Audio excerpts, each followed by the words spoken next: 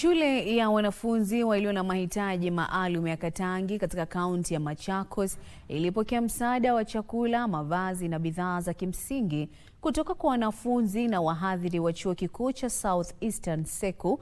Mchango huo ambao ni sehemu ya uhisani kwa jamii ulilenga kushughulikia baadhi ya changamoto zinazowakabili wanafunzi wa shule hiyo.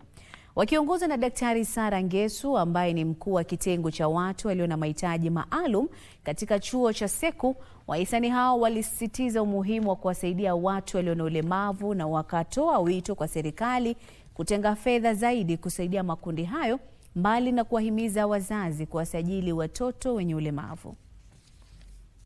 Doing its best, we get capitation and we pray that they increase the capitation so that we may have enough infrastructure, because our enrollment is increasing day in, day out. Kama SEKU tumekuwa na mradi huo na njia hiyo na shughuli hiyo sana ya kuhakikisha kwamba tunaiendea jamii kupitia Disability Mainstreaming Unit na shughuli hii ya kuitembelea jamii.